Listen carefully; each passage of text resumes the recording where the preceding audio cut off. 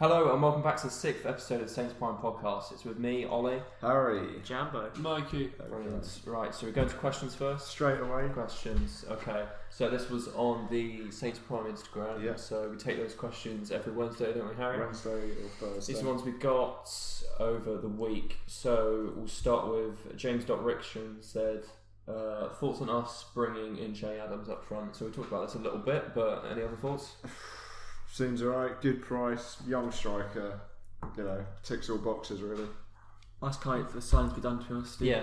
Because it's been going on for so long now. I thought the deal was off, but then after the last few days, the deal's come back on. Yeah.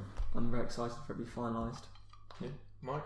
Nothing more to add, really. Nothing more to add, yeah. Fair enough. Dean Anthony, I think. DG Anthony. What position do you think will come next season?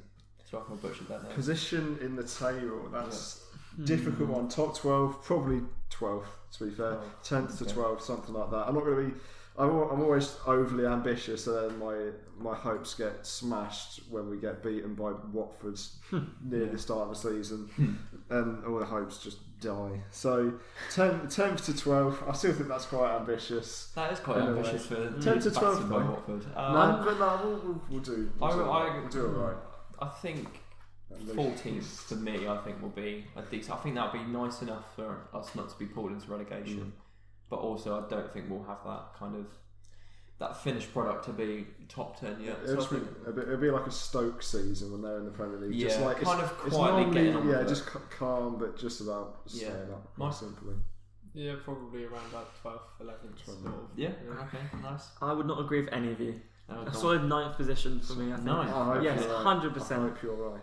Because I think Everton probably a bit better than us realistically. Yeah. So they'll Bigger take budget as well. Yeah, they'll take that 7th spot. Mm-hmm. Then I think Watford, depending on I don't know how their summer goes really. I think they may lose a few players. Yeah. So like they had a good campaign.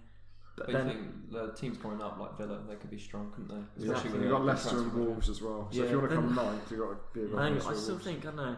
But the 9th place, Wolves or Leicester, because obviously Wolves have European football this season. Yeah. Depending on how it goes. We saw what happened with Burnley last year. That's true. Had a great first season, then European football kind of ruined them. Yeah. So 9th position, I'm going for it. You heard it here first. I hope so. I've missed it. Okay. Next question we've got. It's _Samuel _. If we sign Adams, what else / what positions do we? It's been cut off, but need to look for. I'm guessing that's what we go for. Any other positions after if we get Adams across the line? I'm not sure really. It depends really on what happens with the Ryan Bertrand, Inter Milan, Atletico Madrid drama. But because I'm not too sure, I really like Matt Target. I'm not too sure if we would need another left back or not. Because I know we have youth coming through, but I don't know. Maybe another defender. Yeah. So I'd say that, but I like our centre back options at the moment. If we do play the 4-2-2-2, then you've got Vestergaard and Bednarek that are already quite solid centre backs. So we've got good backup in Yoshida / Stevens. It's a difficult one. It definitely depends on who we lose and if we lose. But yeah, I'd say I'm not content. I'd love to build on the quality that we have. But at the moment, I'm just calmly getting on with business and be interested to see what pops up and what he thinks. What he thinks needed. It'll be basically replacements now will be dependent on who goes out. I think so. If a centre back goes, we'll look for one. But I think we have been quite active on the market looking for players. So if anyone does go, we've got them in the pipeline. But I think it kind of comes up down to what happens next, what players we go for, things like that. Mike, any other thoughts? No, not really. Wouldn't say so. Right. Great. Was there any other questions there that you want to answer? We asked for out the box questions. So Joe Elliott said, "Which player would you marry in the Saints squad?" In the Saints squad. In the Saints squad, you go or we could go worldwide. No, we'll go Saints. I already got it. Hands down, Yannick Vestergaard. Oh, interesting. Why? That hair. It's got me. He is a bit like a Greek god, and exactly. the long hair and Mikey's the Thor of Denmark. I think I know. What player would you marry? It would be shame, wouldn't it? It would be shame. He just seems like a nice guy. He just seems like a really nice guy. Yeah. It's the one for someone called Lloyd. No. No. Pass that over. So Harry, who would you go for? Caught me mid-drink. Sorry. Højbjerg or Shaney for me. Similar reasons. Like calm and composed. Yeah. Apart from when he's in front of an open goal. Yeah, it's true. I'm not too sure actually. Could go Prowsey, Maybe. Yeah, he's got a newborn kid. He's getting a bit distracted. Yeah, but I reckon he's quite clued up. Like some of the other players look like they don't know anything outside of football. I think he'd be kind of clued up. I mean, he does. I've seen him Costa quite often. Yeah. No, once, but nice. still. Very nice guy. Yeah, that'll do it for me. He bought his mates drinks for him. Oh, so right, clearly a generous person. That's got to be wife material, isn't it? Yeah. Alright then. Right, should we move on to that's enough for questions. We're trying to go for next subject. We will go for transfers, and there's a lot going on. Yeah. Matt Targett, he's wanted by literally every team under the sun. You know, Liverpool have been looking at him, Aston Villa, Fulham. Apparently, according to Robbie Lyle, I think that's how he says his name on Arsenal Fan TV, Arsenal and Leicester have been looking at him. So, what sort of price would you... We seem to be saying the same things every week with these players, but do you think he'll go... do you think he'll go into how much for? I don't think we should let him go. I still think Targett can develop into a very good left back. Out of Bertrand and Targett, I would let Bertrand go over Targett, and then just bring Vokins up. If we were to let him go, we'd probably accept 15 million, less than At that. least, It won't be an extortionate price to get him. No. And I think it all depends on the Ryan Bertrand situation as well. I know the club are definitely going to let both of them leave if we haven't got a direct replacement already. Yeah, I agree with Mike. The fact that I think if we have to keep one of the two, I think we should try and keep. If Ryan Bertrand goes, then he goes. But I think Targett should be definitely the one we should try and aim to keep. But I think he hasn't quite done enough to secure that first place yet. You think Ryan Bertrand has kind of had a couple of iffy moments, and we have kind of he hasn't really laid down a solid first place yet. So. A good pre-season under him, possibly. Yeah, maybe. Especially but he's been under a couple of managers as well, and it hasn't really seemed like he's come under favour. I know he was out on loan to Fulham, but it'd be interesting to see. I mean, of course, I want him to do well, so we'll see what happens. I like Matt Targett, but the problem is if you're playing a 4-2-2-2 fullback formation, he's quite defensively incompetent compared to Ryan Bertrand's. With a 5-back formation, I don't mind because Targett will have less defensive responsibilities, and that third centre back can help him out in that area. But a 4-back formation, he's not exposed, but he's got more defensive responsibilities. He has to get back more. I just don't think he's that great defensively. In a way, if I got given the option, I'd probably get rid of them both and bring in, with that 20-25 million, bring in a big £20 million left back that's both strong defensively and attacking wise. I've not got any names in my mind at the moment, but they do scouting. It's not my job to scout players. So. Fair play. Harry, for all your football manager, yeah, they should have a man lined up. I'd have thought so, but maybe not. Maybe not. So Ryan Bertrand going to Italy. Or Spain. Or Spain, yeah. We were saying that I think it'd be quite interesting to see how those negotiations would go, because obviously we're quite good at negotiating in England, but maybe a different kind of aspect negotiating with Italian, Spanish teams. Well, we've managed to convince Salvigo to pick up Wesley Hoyt on loan, so that's true, yeah. But then is he going to sign for them? I think if it is true, Bertrand will 100% go. There'll be a lot more money than he's on now. He probably won't care. They're obviously living in Italy or Spain. Yeah, so he's glamorous. That's towards the end of his career, realistically. No, he's over 30. 2 years left on this deal. He'll get more money, and 10 to 15. 10 to 15 million for him will probably tick that box. Also, if he's got a chance to play Champions League football, he's got more chance of trying to get back in the England squad. I know. Ben Chilwell's definitely the first choice left back from now on, but apart from that, you don't really have another left back. No. So surely for teams that size, though, he'd be the second choice, wouldn't you think? Because teams like Atletico Madrid that are going for a massive rebuild now, and they're linked with players like João Felix. You're not going to have him up front, 120 million, and then £15 million left back from Southampton. He's probably going to. But he's done it. He's done it in the Champions League. He's won the Champions League. Yes, and you say with us, he has been. Like when he's on form, he has been a quality left back. It's just the kind of that relegation battle. He doesn't really look interested. Whereas I think if he's actually pushing, and he's coming to media and said about how he loves pushing forwards when Hasenhüttl allowed him to be more attacking, that he really liked that. So that is what Atletico Madrid and whoever else it was, I can't remember, that will allow him to do.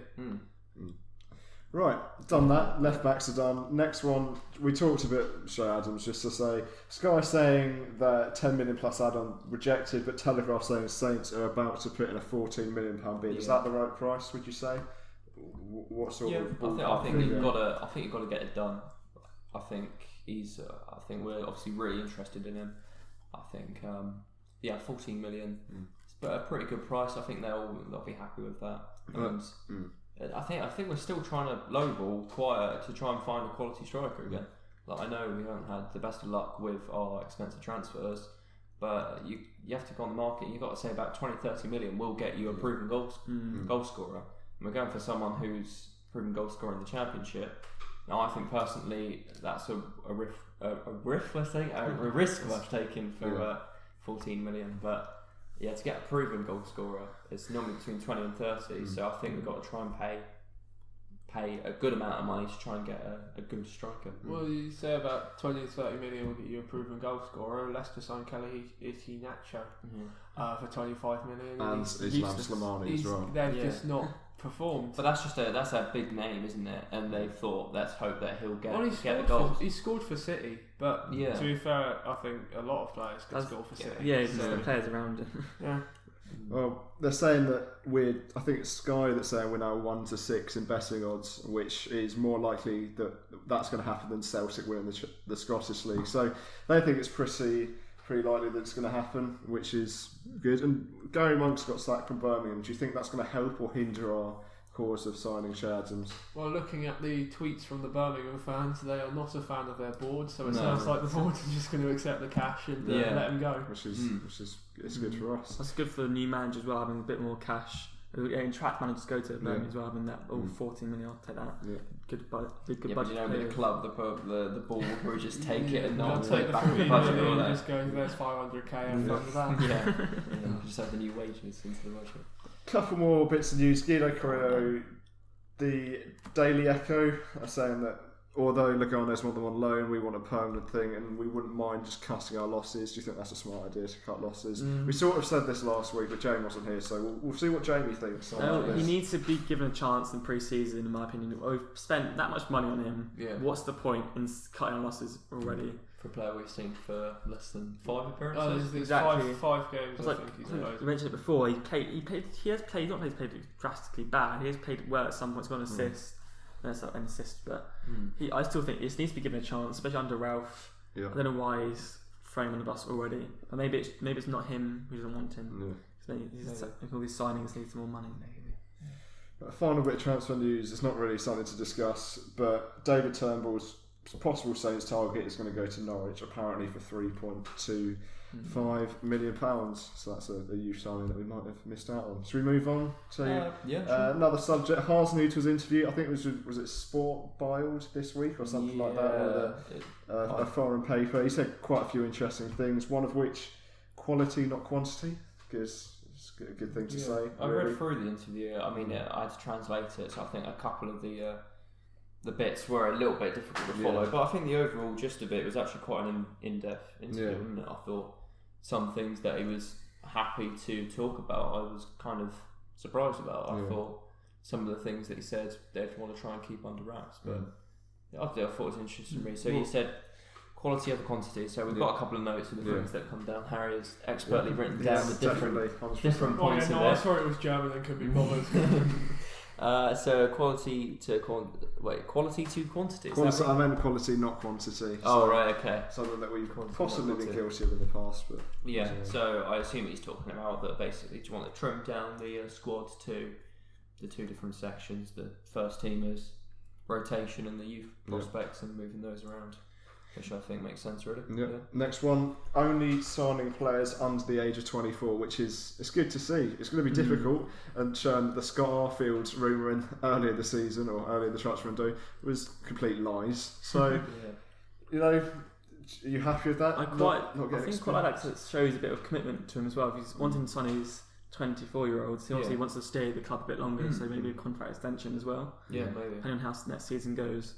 So yeah, I think I quite like it. But you're kind of showing that because I think the way that Southampton have done business before is having kind of like a which players the manager likes, which players the board like, and putting them together, finding those perfect people in the middle of that bracket. And I think the fact that they're looking for young players that Hasenhüttl likes shows that when they develop, he's going to be there with that development as well, which shows hopefully that he's in for the long run, which is a good thing. And it fits our philosophy as well. Yeah. To sign those young players. A lot of people on Twitter though are saying, we're not going to get that experience, but we've already got experience. When you say we've already got Yoshida, we've already got. I know Kelvin Davis isn't playing, but he's a coach. We've got those older players. You also think about it. A lot of the players like Højbjerg, Ward-Prowse, all the ones that have been through the club. Ward-Prowse has over 200 appearances for us. They've now been through 2 relegation battles, and I think it's probably the most experience you really need to get. Yeah. And it's just about growth. If the players are good enough, then they don't really need the experience of the Premier League. Yeah, and I think the thing when you said about the relegation battle, you can have experienced players, but they might not necessarily be used to that relegation battle. So someone like Stephen Davis, when we're battling for top 8 and things like that, he's brilliant to have around the dressing room. But when it's all going badly, it may not actually be that great for that experience. Yeah. I'm not saying specifically Stephen Davis, but I'm just saying as an example for that player around that area. Although you can have experience, doesn't mean you're experiencing the whole thing. It might just mean you're experiencing a certain part. So, yeah. So would you say for these 2 relegation battles on purpose to experience the players? No, I'm not saying that. I'm saying that some players will be experienced in different places, but some new players. So it's very smart from the board, really. Sabotage us for 2 seasons. I know Che Adams won't have the experience, but like he's played multiple years in the Championship, which is one of the hardest leagues in Europe.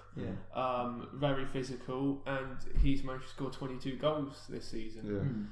And I think he'll do well next year if we manage to sign him. Hopefully, With these players, Hasenhüttl built Leipzig with a bunch of really young players to a really good team in the Bundesliga. So I don't think we should really question his thought process in signing players. Next one, he thinks we should be aiming for a top 10 finish. Realistic? 100% realistic. Yeah, it's possible. I think you've got to kind of look at it. We said about our predictions at the start. I kind of said 12-14 because I think to be able to break top 10, that is a good season, and that's an overperforming season for Saints if we get top 10.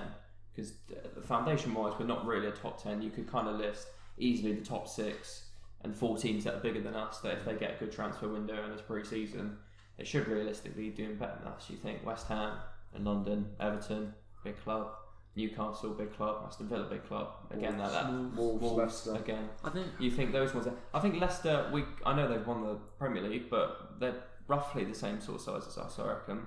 Maybe a little bit more history, but you kind of think that those 5 there before, if they all have a good season, all have good transfers, all play well, you think that's top 10 done, isn't it? And then that's next.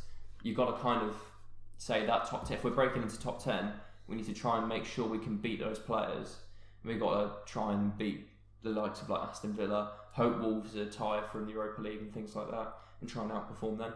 So I think that's where it'll come into a top 10. I think Villa's being overrated this season because they did that with Fulham last year, and they went down without much of a fight. So I would say you have to be wary of the 3 that have just come up, but they're not going to be as good as. Like Wolves. Wolves are a newly promoted side as well, aren't they? Yeah, but Wolves were backed massively by a chairman, and also in probably 40 years it'll come out that they hacked the system or something like that, broken a load of rules, and they'll suffer for it. But Wolves are different. Villa are probably in a very similar state to West Ham when they came up, in the fact that they've got a good structure and a good club. It's just that they probably don't have as much quality as people think that they do. They've got Jack Grealish, and they've lost Tammy Abraham, they've lost Axel Tuanzebe, both loans in, and that's most of their goals and one of their best defenders.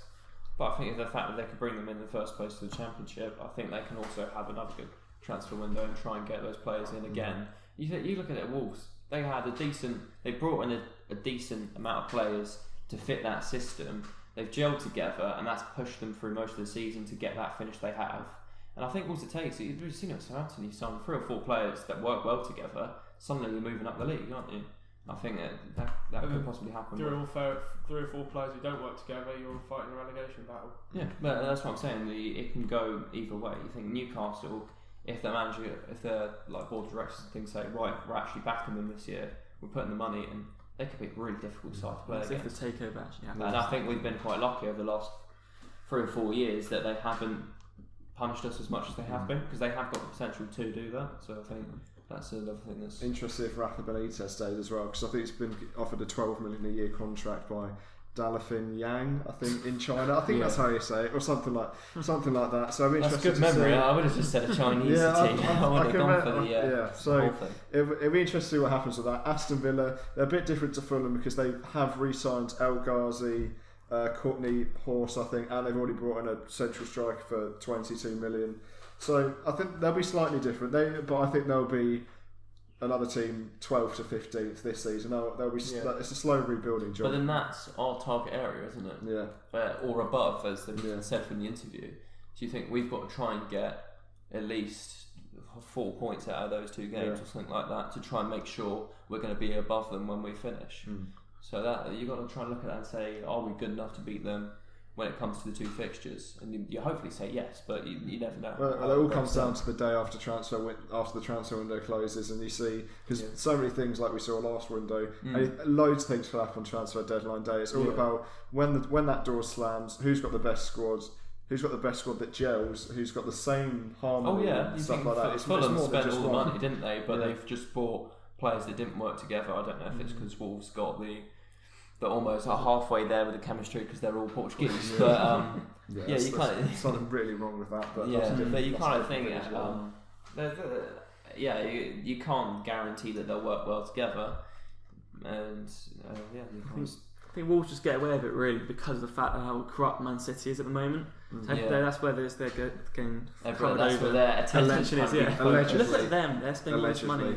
Yeah, especially going back to Aston Villa. The core of their squad, yes, they've signed a few of these good players. It's still championship quality.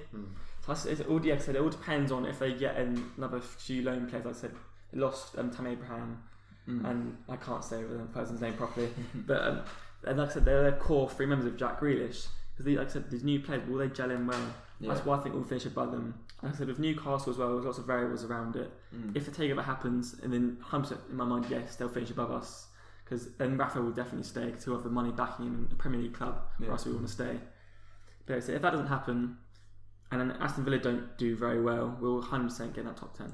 We could genuinely finish anywhere between 7th and 18th, between... that's just on totally so many different variables, and that's what's exciting about the Premier League. I think with all the teams there, you think like Bournemouth, they lose 2 players, they can have a stinker. And Ryan Fraser's probably going to go because he's only got a year left on his contract. And then plus he's hinted to it pretty heavily, isn't he, for interviews and stuff. And Dominic Solanke was just the biggest waste of money for them as well. But when I saw Bournemouth down at the St Mary's, I thought they were one of the worst sides that I saw defensively, because they're attacking wise, you think they're brilliant. Like that counter-attacking football they played against us was really good, but defensively they would have their full centre backs, and you could run at them, and they would just move away.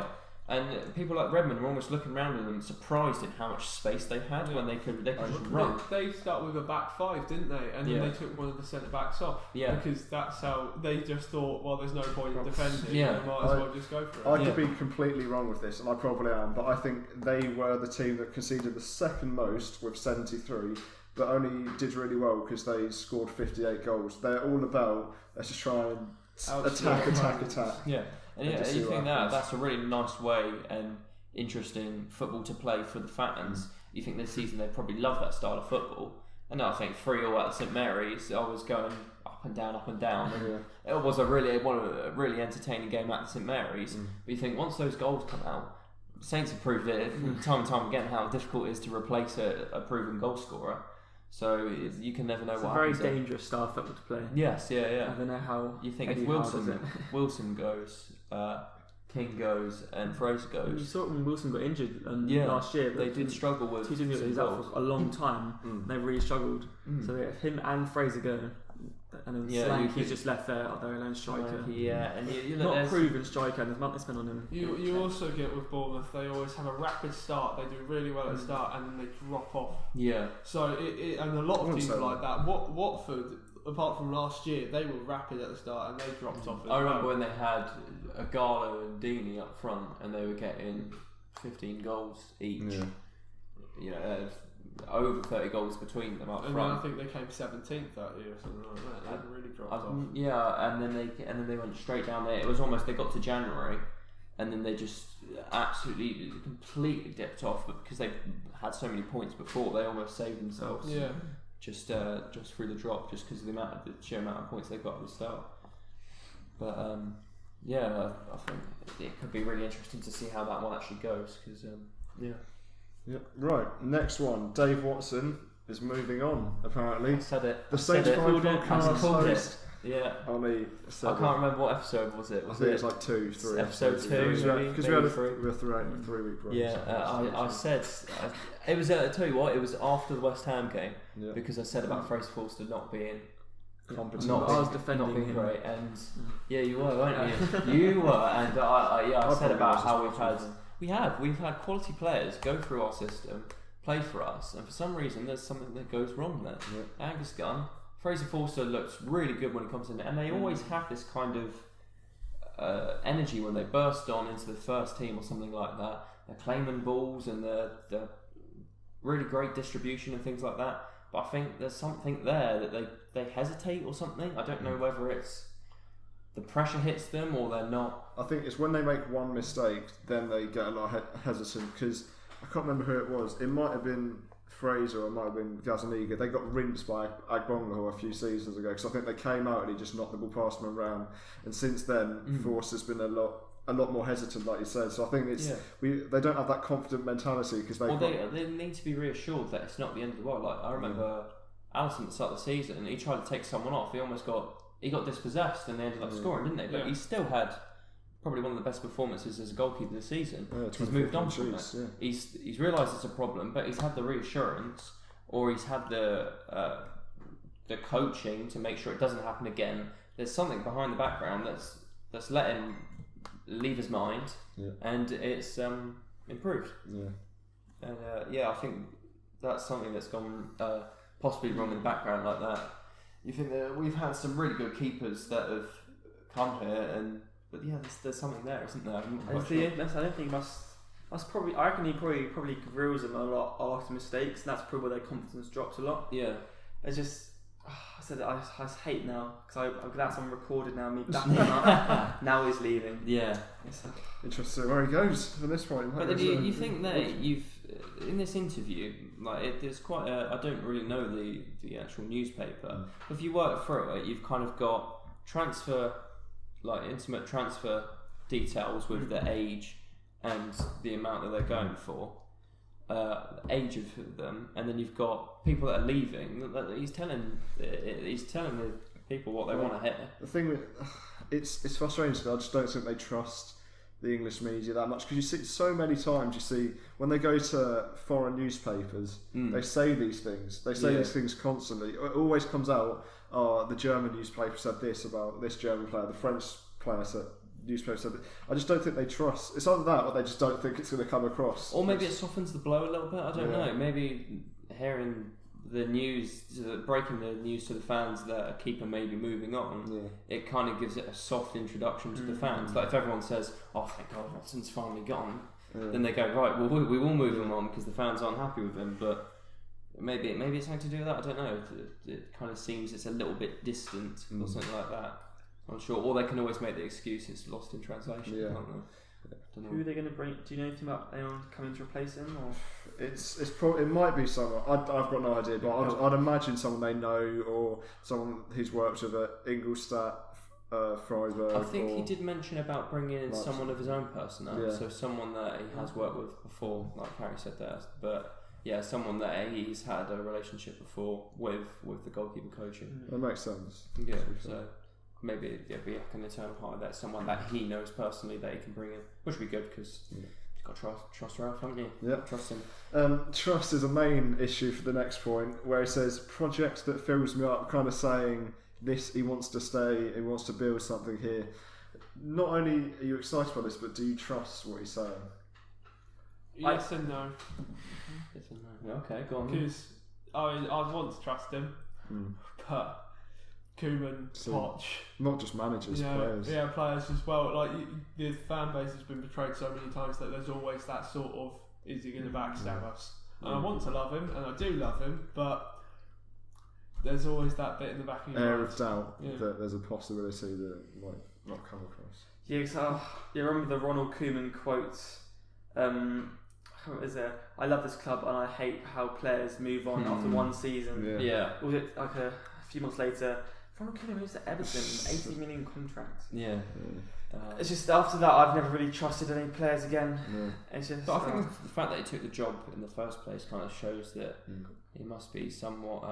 Have you quote there? How you read out? Alright, the quote is: one thing that I notice about modern day football is the lack of loyalty nowadays. Players and managers alike are switching clubs much more easily, mainly just for more money. I'd hate to ever become that kind of manager, only focus on short-term gains. That came from Koeman itself, which is 14th of June 2016. Yeah. Which is so yeah, that kind of shows it, doesn't it? You kind of think that you'd hope that with the amount of thing that he's saying in the media, you'd hope that he would stay loyal. And of course, we all love him because of the things that he's come in and he's made that impact, hasn't he? And we want to see him and build on as much as he can. And as long as he can wrap it up nicely, for us to be in a good position as well. Because you think the problem I have with Koeman and things like that is the fact that later on it kind of left us in a bad position. But I think when you've got a foundation that can be left nicely for another manager to come in, you kind of think Pochettino to Koeman, there was quite a nice kind of core around there. Whereas I think when Koeman left, he had his players in, and when we tried to find a replacement, it didn't really fit as well. We had other players that kind of left and things like that, kind of left us in a bad position. We kind of had a bit of this manager, a bit of that manager, a bit of that manager, and then Pellegrino wanted to bring in his own players. We kind of had a really weird mixed bunch that didn't really work well. So I think I don't mind as long as he does a good service, wraps it up well. I just want Ralph Hampton to last as long as possible. Yeah, it's true. That's what we all want to see. Anything else that we want to talk about? Do you want to do the quiz? But there's not really that much time left. We've got a bit of time left. We can do your quiz if you want. We'll do it really quickly. So it's going to be a who am I? It's going to be a Saints player. I'm going to say three players. They would have all played with one player. First up, Daniel Sturridge, Craig Bellamy, Christian Benteke. What Saints players played with all three of those players? Is it ex-Saints or current? Current Saints. Say again? Daniel Sturridge, Craig Bellamy and Christian Benteke. There's going to be a lot of dead air, isn't there? And any of these players would have made at least one appearance for us this season. As the heirlooms. You could have asked this at the start and we could have had kind of thing to think it through. Yeah, but people have just forgotten about it anyway. Any thoughts jumping out of your head at the moment? I think Daniel Sturridge, Chelsea player. Bertrand maybe. The Craig Bellamy doesn't really work for that. I'm thinking Liverpool because Craig Bellamy's. I'd say Ings. Is that your? Anyone? Well, I'm thinking the problem is that I wouldn't say. Do an answer each. Sturridge and Benteke both went. Like you got some different ones. So Mikey, what honestly, you say? The thing is though, Harry, I don't know that many answers to give you with three different people. It's just Saints players. Just chuck a Saints player. Shane Long. Not Shane. I'll go for Danny Ings. What would that? Would that be right? It's unlucky. It's Ryan Bertrand's. Oh, your original answer. Wait, who did you play with Craig Bellamy? The Olympic team. What? Oh, God! Who did you play Olympic team? When he was on loan at Aston Villa. My God! That is the most stupid thing I've ever heard. Is there any more?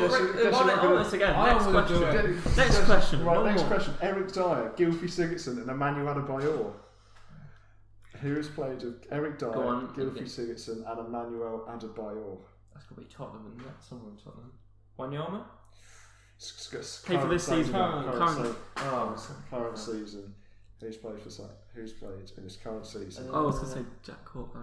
That was a couple. He has made 2 transfers. Is there like a clue somewhere? So like, is it national and club? Yeah, it's national and club. Yeah, I thought so. So Eric Dyer, Sigurdsson, and who else? Emmanuel Adebayor. Oh, so they've got to be English. Yeah. So is it English? So it is English. Yeah. English player. He's played English player. Adebayor and Sigurdsson. Yeah. Did Sigurdsson and Adebayor play at the same time? No. So for this one, it was 2 clubs in one nation. So Swansea or Everton with Sigurdsson. Adebayor would be Arsenal, Man City. The thoughts. Tottenham as well, didn't he? Thoughts of I did do Tottenham as well. Yeah. Who did Angus Gunn play for? Man City. And who did he go on loan to? That's a little Is it smile on Angus Harry's Gunn? face. No, it's not. Oh, it's not. Who is it? Alex McCarthy. Oh, That's McCarthy. So England. England. Palace. Crystal Palace with Adebayor. Oh, yeah. And Sigurdsson's Reading when they come through the youth system. Yeah. At the same time. Okay. This is going well so far. I've got another one. I've got 3 more if you want it. So right. Can we do a last one? We'll do best of 3. Right. Do best of Nicholas Anelka, Tom Huddleston, Adam Federici. Nicholas Anelka, Tom Huddleston, Adam Federici. Nicholas Anelka played for West Brom. Shane Long. Yeah. I was thinking Anelka. Tom Huddleston at Hull, Adam Federici at I knew Federici at Reading. We'll wrap it on there. No, what was that feature called, Harry? That was the Who Am I quiz. We'll do it next week. week. How Am I quiz? Yeah, we'll come back to that next week. Well, we've got that to look forward to. So if you don't miss it, what do they need to do, Harry? Hit that notification bell to make sure they see the CGM and yeah, we mentioned we're on iTunes. We are on iTunes. We've been accepted for iTunes now. So if you want official iTunes podcast. If you want to save your 4G, just listen to that. Yeah, if you want to. So obviously you can use the iTunes now. Free today. If there is any other different podcast channels that you want us to upload to, so like Acast or anything like that, Google Play podcasts, but I think iTunes should be the best for most people. So if you want to just listen to that and download it, then you can do. If you want to watch it, we're going to try and do a lot more kind of video ones on YouTube as well. So that will kind of what we'll try and do the balance with. We'll try and do the apps for the audio and the videos for YouTube. I haven't been able to video it today, but we'll try and get that done. But apart from that, you can leave a review on iTunes. Oh yeah, leave a review. That really does help. Rating. That really does help. Yeah, if you can leave reviews, that'd be great. Just so if you have enjoyed it, leave a review. Yeah. Of course, we said put the notification bell, and we've got questions on Wednesday. Harry, question on Wednesdays/Thursdays. SaintsPrime Instagram. I'll put a story up. You can put absolutely any question, Saints related, non-Saints related. Just keep it PG, and we will. We do try and say the names for the people who have asked questions as well, because we do appreciate them, don't we? We do appreciate the questions we get. But apart from that, thank you for listening. Because I've been OllIe. I've been Harry. Jambo. Yeah. Focus. Mikey. Okay, we'll see you later. Goodbye.